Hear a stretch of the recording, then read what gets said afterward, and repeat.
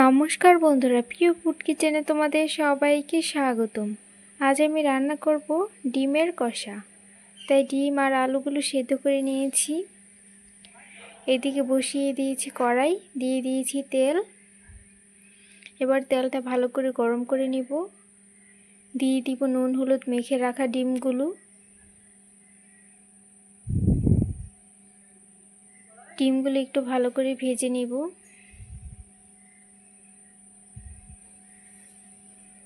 ডিমগুলো ভাজা হয়ে গেছে, এবার তুলে নিব।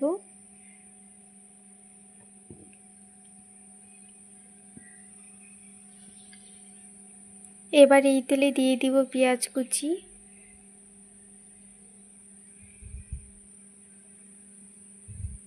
এবার পেঁয়াজগুলো ভালো করে ভেজে নিব।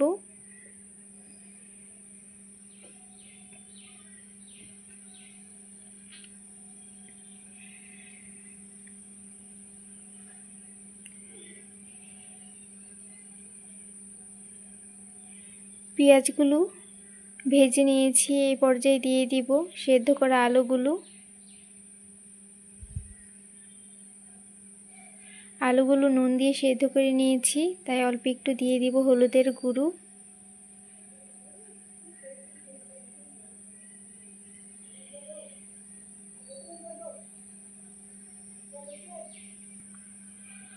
আলুগুলো ভেজে নিয়েছি, এবার দিয়ে দিব বাটা মশলা। দিয়ে দিচ্ছি আদা রসুন বাটা, দিয়ে দিব কাঁচা লঙ্কা বাটা, দিয়ে দিব জিরে ধনে বাটা, আর দিয়ে দিব হলুদের গুঁড়ো, দিয়ে দিব স্বাদ মতো নুন। এবার অল্প করে জল দিয়ে ভালো করে কষিয়ে নিব।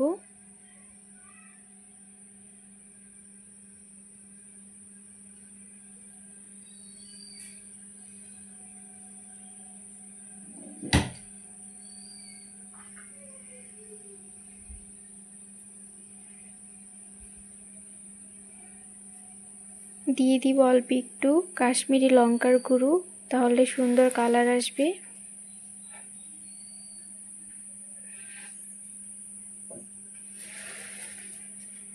ভালো করে কষিয়ে নিয়েছি, এবার দিয়ে দিব পরিমাণ মতো জল।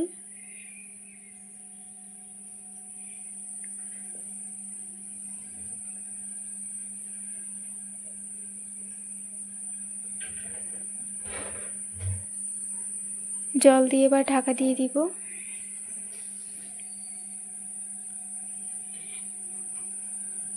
এবার ঝোলটা ফুটে উঠলে দিয়ে দিব ভেজে রাখা ডিমগুলো।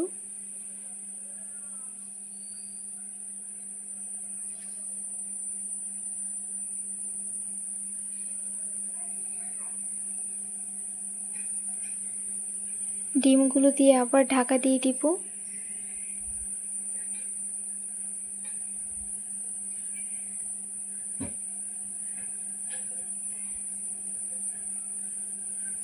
ডিমের কষা হয়ে গেছে, এবারে দিয়ে দিব গরম মশলা বাটা।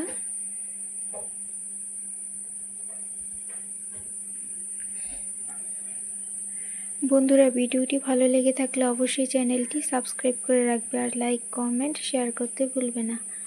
এভাবে রান্না করে খেয়ে দেখবে ডিমের কষা, খুবই ভালো লাগে। আমি দেশি মুরগির ডিম দিয়ে রান্না করেছি। দেশি মুরগির ডিম দিয়ে ডিমের কষা দারুণ লাগে। তোমরাও রান্না করে খেয়ে দেখতে পারো, খুবই ভালো লাগবে খেতে। হয়ে গেছে, এবার নামিয়ে নিব। দেখো বন্ধুরা কতটা সুন্দর হয়েছে, আর খেতে তো দারুণ লাগে। রুটি ভাত সব কিছুর সাথেই ভালো লাগে এই ডিমের কষা।